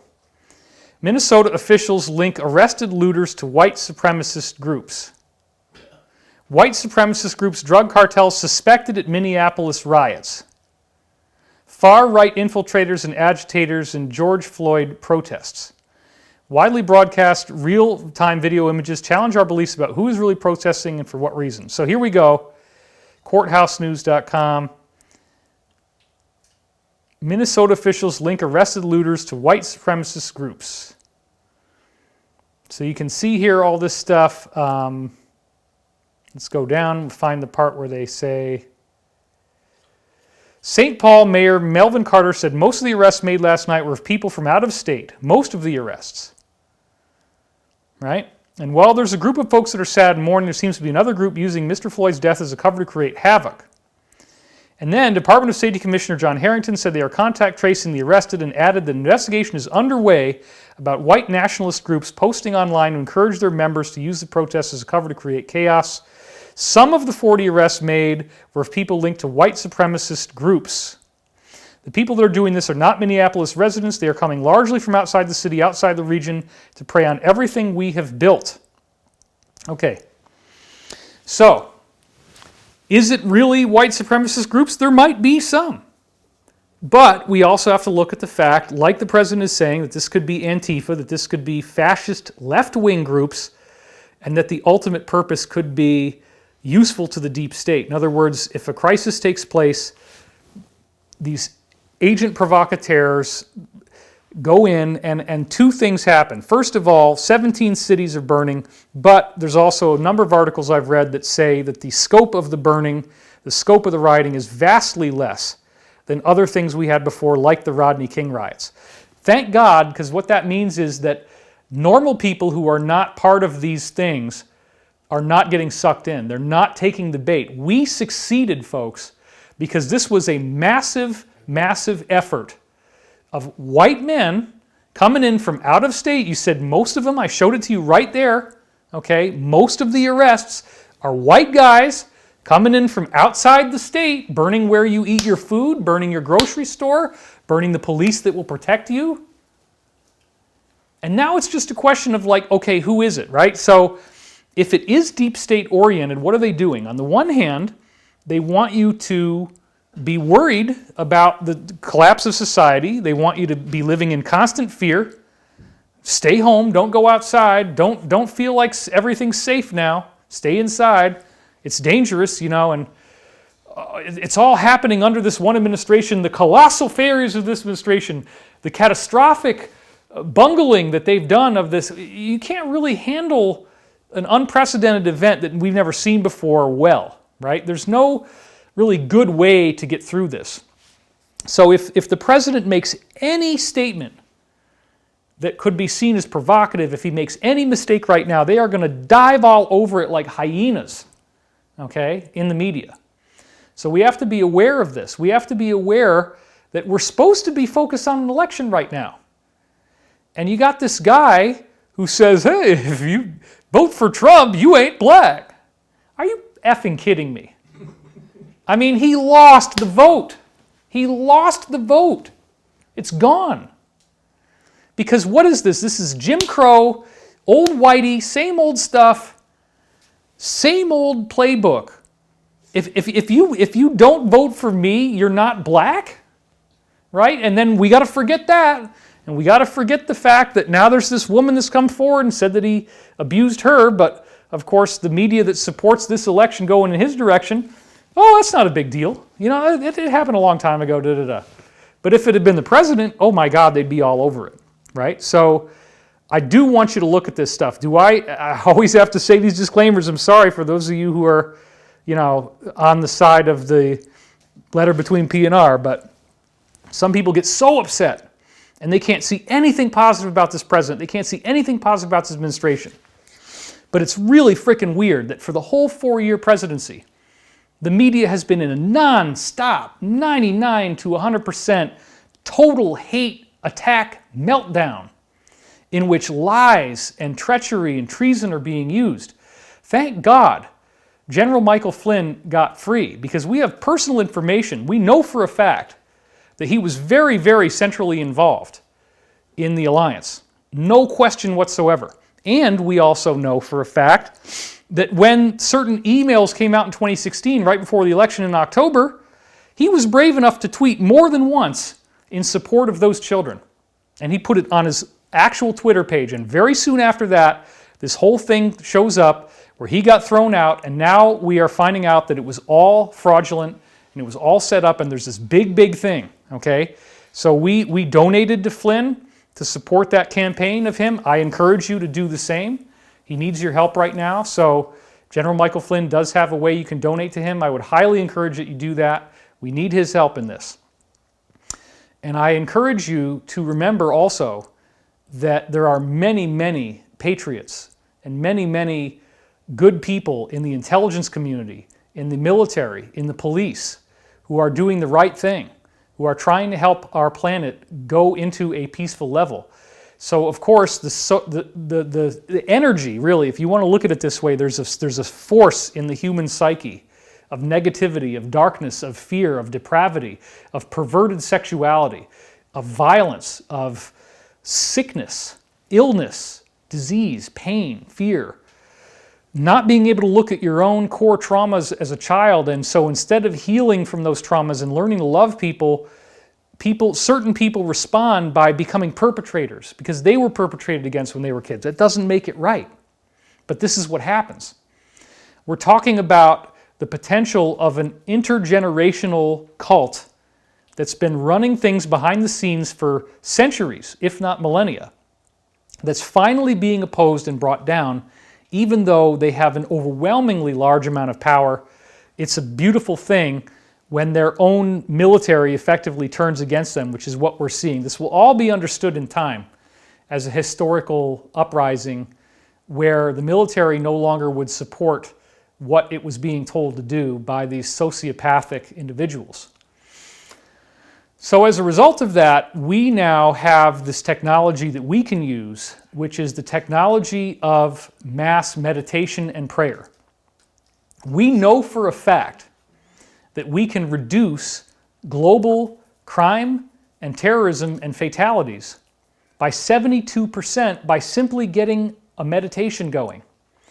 And the meditation effect that I've talked about so much was scientifically proven. There's 39 different studies that were published in scientific journals regarding how a group of 7,000 people were able to notably reduce war and crime and terrorism in the world. And we have 12,000 people watching right now, so that's almost double the amount that we need. So while I still have you all here before we go off into a 5-hour monologue, I don't even know how long I've been talking. Let me see if... 90, okay, that's perfect. So what I'd like to do now is to start to steer us towards the solution, okay? Because we can talk about the deep state, the possibility that they are being defeated by the alliance, which I believe is absolutely real, very much on track. The letter between P and R recently said the instrument landing systems look good. We're coming in for a landing. This thing is going to work. They keep telling us it's going to be spectacular. It's going to be mind-blowing. People are going to want to give the truth back. The George Floyd murder is incredibly disturbing, and what we're going to learn is incredibly disturbing on a much, much, much, much, much bigger level. So we need to take this stuff without getting crazy and without burning our cities down.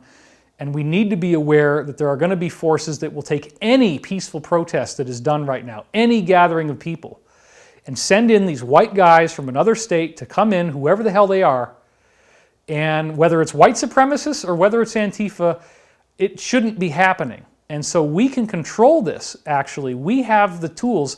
I'm one of the few people alive on Earth who can marshal up over 7,000 people live to actually use this technology in real time. So we're going to use it. You better believe we are. Do you want to say something about this? Okay. Yes. Because this is where we're getting into the meditation part. Yeah. And we want to take that technology and use it for good purposes. Just because, for me, as I listen to all of this stuff and see it, I feel this like constriction in my body, and the weight feels so heavy to become aware of all of this planned, darkness. And so I just want to talk a little bit about how I see it and how I deal with it, because I'm around him all the time and I have a different way. Is that darkness then? No, but he You're talks around the about it. Well, you darkness. see, he talks about it for like 5 hours at a time sometimes. We can switch angles if you want. We can start doing that. We can follow the rabbit. Danion's moving us around here. No problem. So, Just look into the lens. and number you're good. one, I would like to say that, like, for me, it's really important to stay really connected to my practices and disciplines. So for me, that's Qigong and yoga and contemplation and meditation and prayer and staying very positive with my thoughts, because You've had quite the effect on me too. Now I'm doing stretching every day and exercises in the pool. And, he's running, yeah, twice running. a day. And Lost some weight on my face. yeah, you look really good. So yeah, you've had a good effect on me that way. So it's really important that as we stand in our peace and our love, because that's the people that we choose to be, when we're responding to the darkness, that we don't become it, that we don't get infected by it. And so it's really important how you choose your words and how you wield that power that you have, the power of your word and the power of your deed, when responding to these types of things. And so for me, I weigh my words, and I think about them, and sometimes I'll have David read something that I write, or Daniel read something that I write. I have consultants that I say, what do you think about this? Because I know that what we say is important. Every single one of us, every single one of you, what you think is important. Your thoughts have an effect on you. A negative thought will decrease your immunity and your personal power, and a positive thought will increase your immunity and your energy. So It's true. the way that I see it is that It's healthy to be positive. yeah, It's important. each one of us is responsible for ourselves and cultivating an environment of peace and love and joy and abundance within ourselves first, and then it goes to our most intimate relationship, to our pets, to our friends, to our family, to the people around us, and to the world. And so the way I see it and the way I deal with it is I'm aware of it, but I don't like to get too involved with it. And if I say something, it's to put a stake in the ground for peace, to like strike a chord like on a guitar to tune the instrument if it's going out of tune. And so that's how I see the medicine of words and deeds when interacting with something like this. Daniel's like, stop, shut up. Okay, he's coming over here. Getting all three of us now. Holy. This is getting serious, folks. Watch, everybody. When you listen to what is happening, the world is changing, and the ascension story is showing itself in many ways, from a global perspective to a locally burning. When I was listening to David, who in the world would burn down their own grocery store? Who would go into town and burn down your own grocery store, your only source of food? Who would do that? And when you look at how the playbook sees itself, you see a grander picture at part. And thanks to David and what Elizabeth is doing. But I wanted to say is this. In the course of all this pulling us outward, we have to turn truly inward. And we have to remember the true power we have is that nature to connect with each other, like you 12,000 people. But I'd like to say one other thing. I'm reading all the chats, and you are brilliant, smart, aware, and to watch the chats and the conversation that people are putting up It's a pleasure for me to be here and do it. So I'm 100% for meditation and prayer, and I like that this is a part of the program. And I love each and every one of you, and I hope that you keep coming back to find that point of view and perspective that empowers your life to make the best decisions. And I hope the program we're developing about how to view yourself as a spiritual being and how to utilize the energies that are being generated by those trying to control us, to utilize those same energies in this ascension and transition to benefit ourselves, our family, and the world we live in. So thank you. Because we're going to be doing a program with you soon. Yep. That's right. Going back to the... Yeah, I mean, it's awkward because we have our own essential business activities that we're continuing forward with, and these riots have made it very difficult for me to promote my book, which is actually coming out in like one day. Right. It's June 2nd, and it's the new book, Awakening in the Dream. We already have enough pre-orders. It's like over 8,000 pre-orders, so it should be very high on the New York Times bestseller list when it comes out, if it's done fairly. But we have no idea if it'll be on there or not. We just don't know. But that book is an incredible spiritual download. It's called Awakening in the Dream. And so I'll just say this really briefly. It is about to come out, and it will blow your mind because I'm showing so many examples of this 20-plus year time loop. And when we did the provable pandemic prophecy video, I encourage you to go back and watch that because this, it's like left is right and right is left. Those prophecies are unbelievable. And it said June 3rd, July 2nd, people are still going to be talking about this. So it's interesting that the timing of that prophecy that I aired in April is actually all kind of bearing out. But look, the book is really cool, and we are going to be doing another class like the one we did before, but with Danian. And Danian wants to give his kind of, if you will, final download on what's going on in the world, the ascension process. So we're putting all that together. In fact, after we're done here, we're going to be doing more to write that, and we're going to be launching it this coming week. If you are already in the other class that we did, we're going to have a special interview live with him on Wednesday for the subscribers. And then we're going to continue to move forward with the class the way we had it before. I'll be involved. Elizabeth's going to be involved. And that's all coming up, hopefully as early as next week. We're going to try to just not spend a whole lot of time selling it and just kind of get right into it so that you guys can have an ongoing resource with us of that. And I would like to say that, just the recent events that have happened really broke our hearts. And so Absolutely. we have been feeling that for the last couple days. What happened to George Floyd was really heartbreaking for us, and we feel the pain and then watched what started to happen, the conflagrations and the anger. And again, really the best solution that we can come up with is to continue to maintain our peace and to honor him by calling for peace. And that was a shot that was heard around the world. And violence is not going to solve violence. And we have to be careful of not getting infected by violence in making a peaceful stand. And so today we have come to you in order to bring a meditation and crystal bowls in honor of George and in remembrance of unity and seeing the spirit of people and seeing beyond colors of skins, which are to me like beautiful representations of like flowers. They're different beautiful flowers. Everybody is beautiful, everybody is worthy of respect, whatever color of skin you have. And even if they're ETs and aliens, we need to grow up and to see that in the spirit we are all unified. So we also dedicate it to that.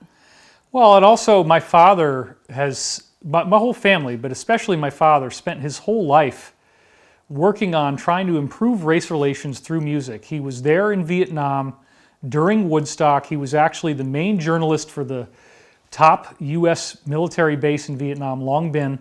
He was the main journalist covering things like Woodstock as it was happening for the troops. And of course, that was very racially integrated. You had African-American troops, you had Latinos, everybody. So my father has focused on African American musicians, like blues music, and bringing people together in these live shows. I met Buddy Guy, Junior Wells, a lot of the top blues artists with my father, and so we've always been working to improve race relations, and specifically white and black, bringing us together, ending these divides. You're not going to get a change that you want to see through violence. I understand, but I also see that if in fact, like you just saw in this article, a majority, as it said, of the people coming in doing this violence are out of state and they're white, there's something else going on, folks.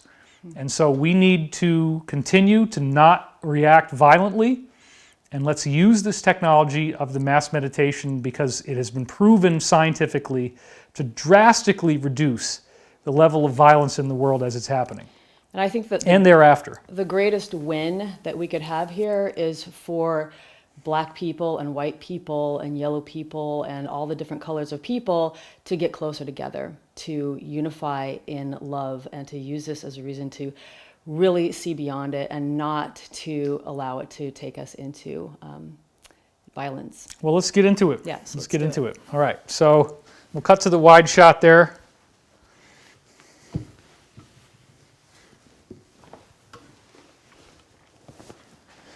Done enough of these now, I'm getting quite good at this.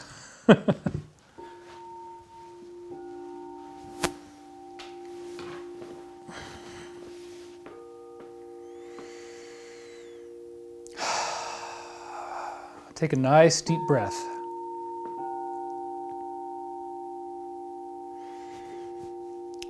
And just let it go.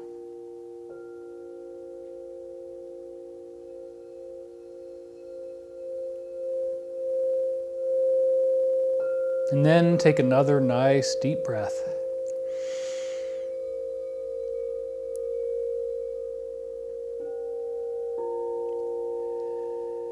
Just let it go.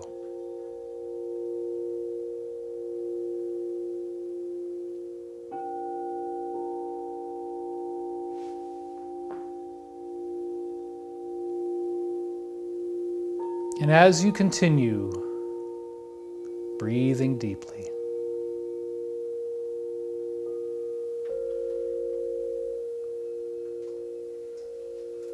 just let yourself relax and feel as much peace as you can.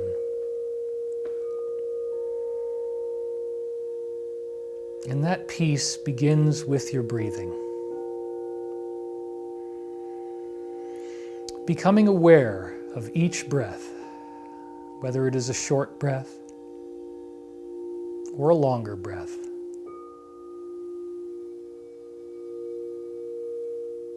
Becoming aware of your breathing, getting slower, more relaxed.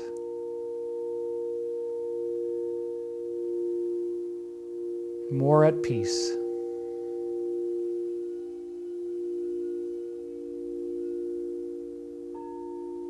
Just let it go.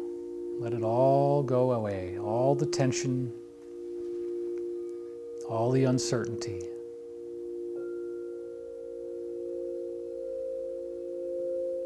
For there is a greater truth than the world of materiality and physical flesh.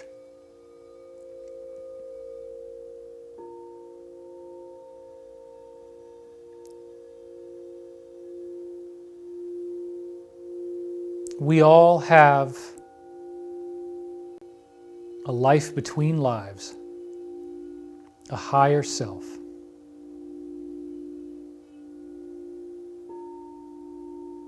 Steering and guiding our evolution behind the scenes,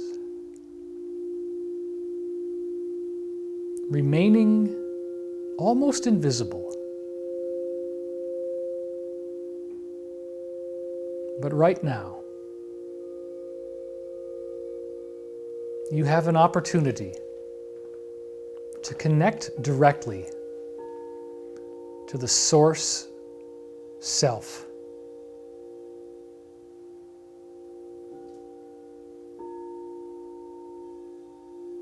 going even deeper, following the path of your breath as it wends and weaves its way through space and time.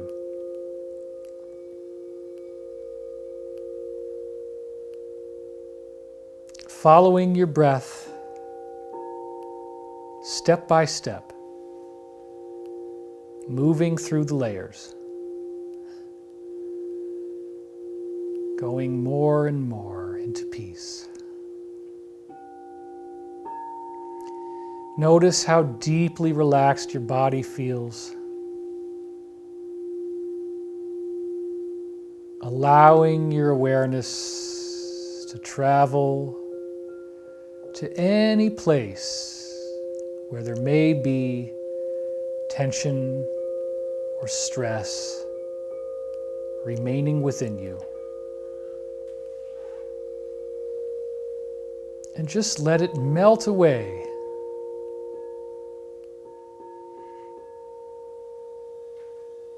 until all you feel is relaxation and comfort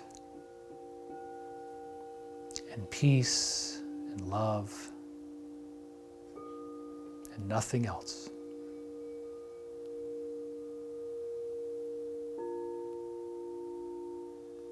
Easing gently into the silence.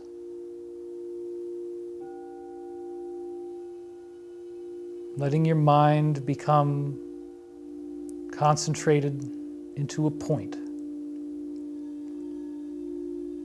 That you feel everything as it moves through you.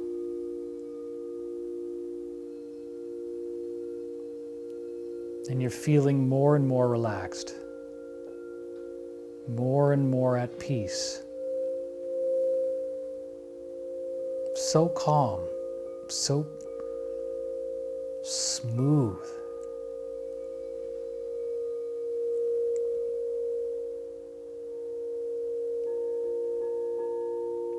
Taking this moment for yourself.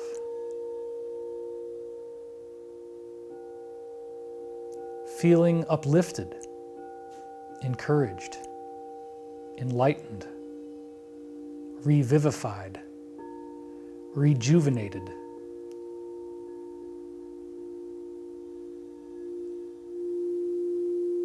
For we recognize that there is only one of us here. There is only one mind, one consciousness in the universe.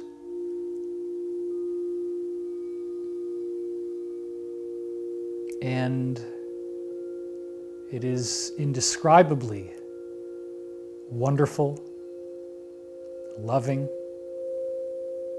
and mysterious. And as we feel this deep inspiration, positivity, reflectiveness, we are coming ever closer to embodying that awareness within ourselves, such that we become the light, we become the healing, we embody the transformation that we are seeking.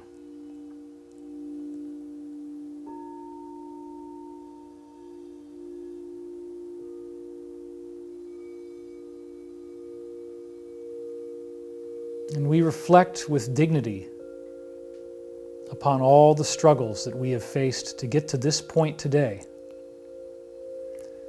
The global initiation that we have all been through. Social distancing, face masks, anxiety and fear, uncertainty and remorse, outrage, anger, and yes, in some people, even violence.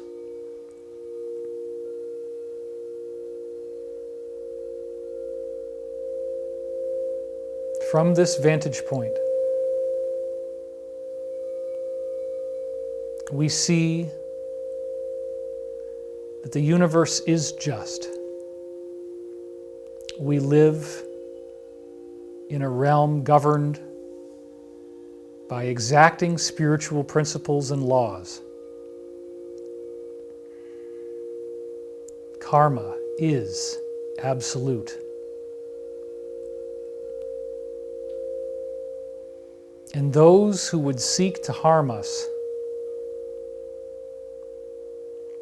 those who would seek to make it dangerous to breathe,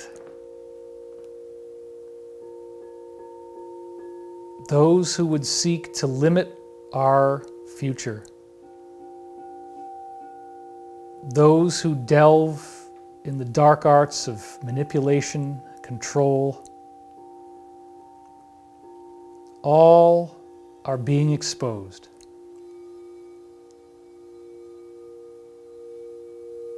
We seek a truism free of violence. We seek a greater unity, a peaceful reunification. We remember the ancient strategy of divide and conquer. And we do not seek for that to be what defines us any longer. We seek unity, not separation. We seek forgiveness, not condemnation.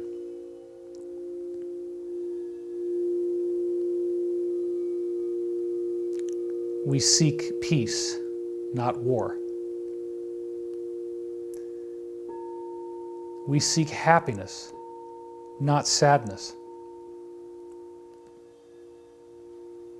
We seek joy, not anger.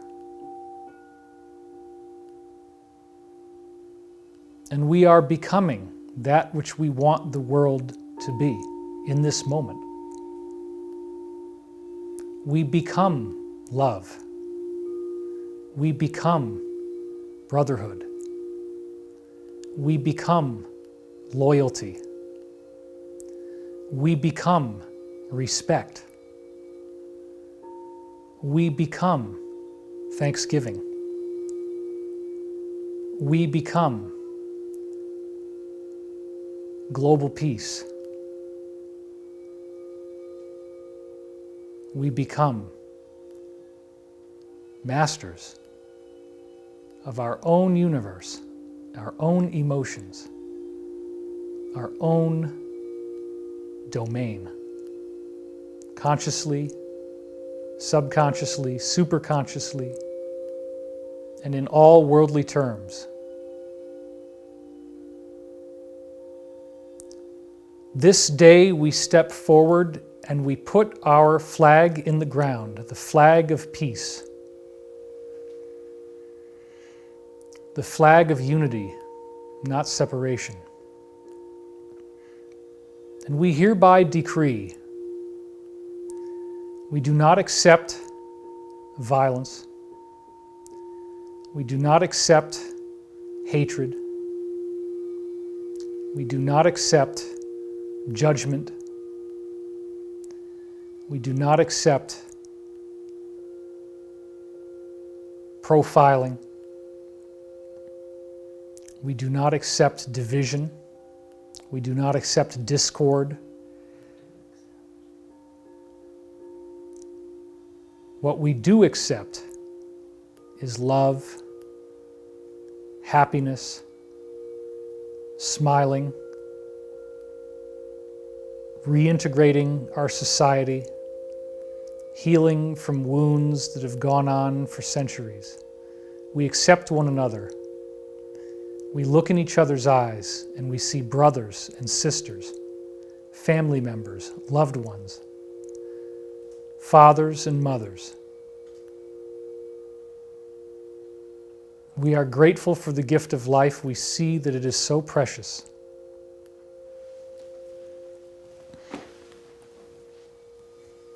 And I believe Elizabeth would like to share some words as well.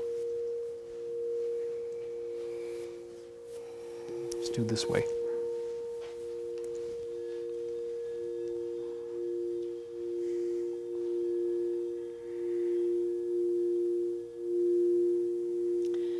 We choose to stand for peace and the respect of all beings. We continue to make that strong stand in the most peaceful way we can. Continuing to send a voice calling for harmony,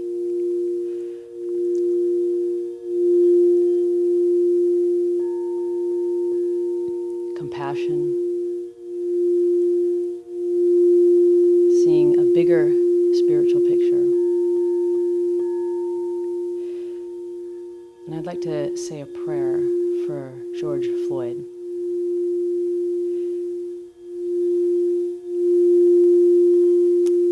God, Goddess divine, one infinite intelligence,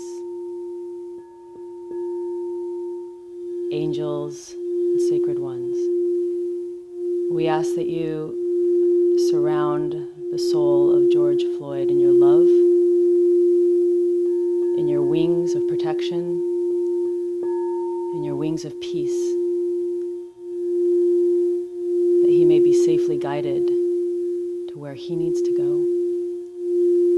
We pray that this loss is not done in vain, and that although we may not understand how, that somehow more of your love, God, can shine through the hearts of humanity, uniting things that have been broken, weaving together the souls of good people on this planet as a shawl of protection, that we may see beyond the matters at hand and know that we are eternal spirits on an eternal timeline,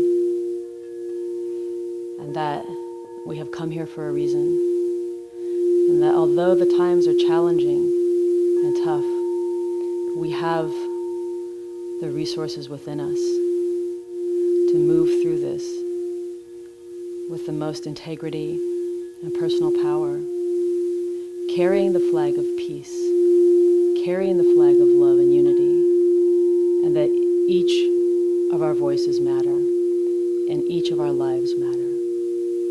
May we continue to be rooted in our good heart. May we continue to be rooted in our good practices, that we may not be tempted to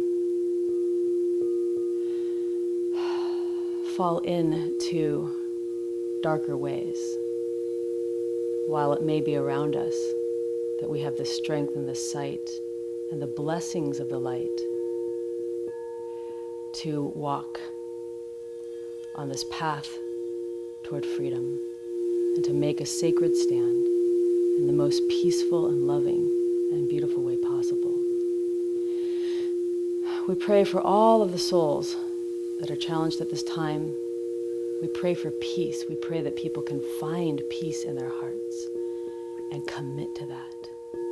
Beyond all else, find a way to alchemize what is happening, to alchemize it into something more loving. These are uncharted territories, and we ask for clarity and guidance as we all navigate this in the best way we can. And we pray for the protection of those sacred warriors who are making a sacred stand for peace in many ways, in many places. We honor and bless this beautiful earth, her elements, her animals. And we ask that the light of the One be our protection. The light of God be our shield. That we may feel the love of the one infinite Creator. And in that, feel our own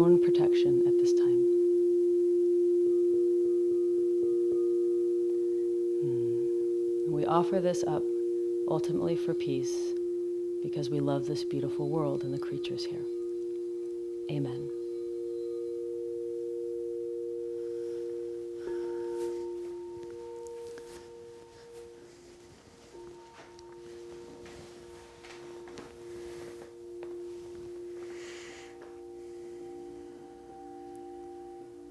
In these last few minutes of the meditation,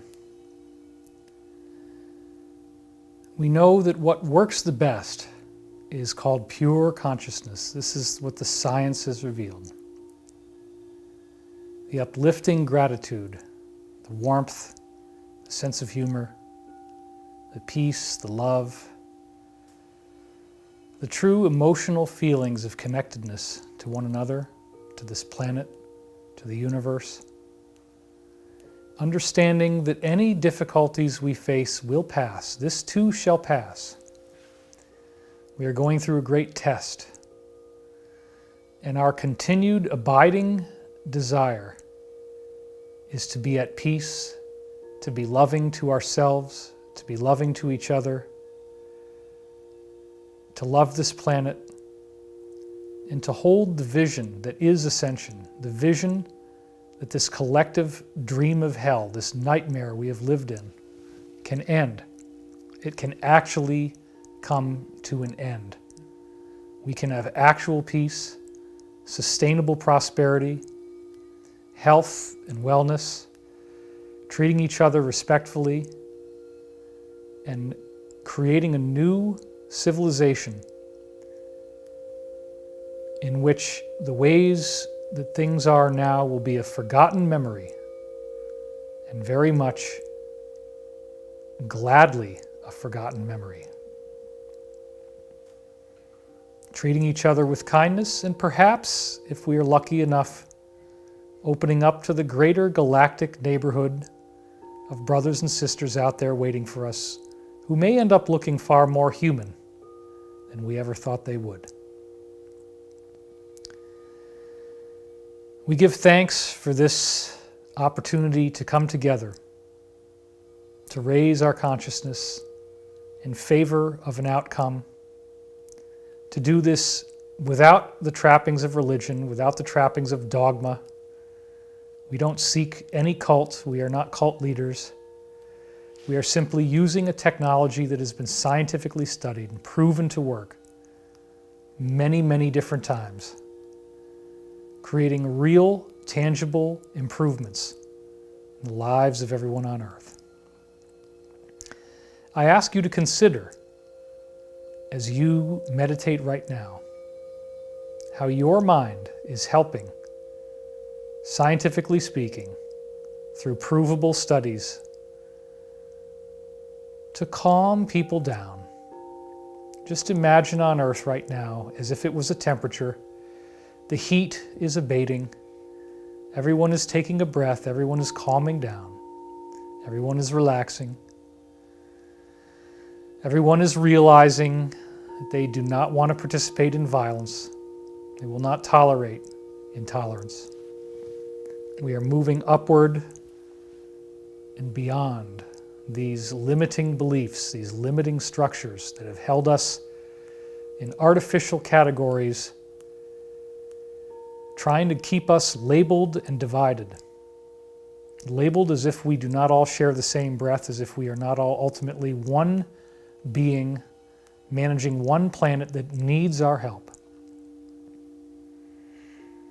And we will continue to do this with trust, with honor, with responsibility, trusting the higher plan, that this is not going off the rails. This is not a world on the precipice of total destruction, but rather on the precipice of awakening.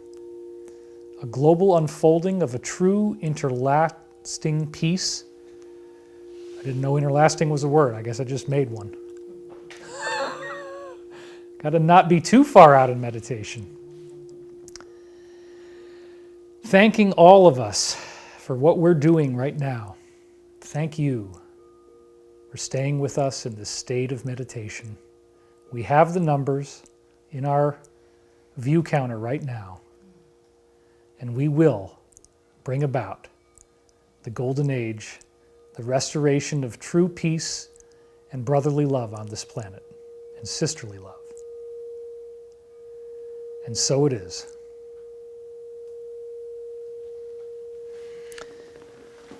All right, I think we pretty much rocked that one. Wiggle your fingers, wiggle your toes.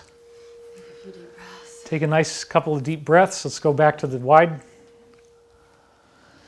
Whew. Well, that's close, actually. That's not wide. Can't even get my words straight. Anyway, we love you. We thank you so much for being with us, supporting us on this mission. And we very much are not going to stay quiet. We're going to keep talking as much as we can. Let's hope that all of our methods of communication are not taken from us, because all we really want here is peace and freedom and lack of violence and lack of hostility. So I want to thank you, everybody, for watching. And do you have any last words you'd like to say? Thank you all for being here. Let us maintain our own peace inside of our own hearts, maintain goodwill toward each other, and may we use our words and our deeds to keep that flag of peace in the ground. Thanks, everybody, and we'll see you next time. Danny, did you want to say anything at the end or no? Just tell him I love them. He says he loves you. All right, I got to turn it off now. Thanks, everybody. We'll see you soon.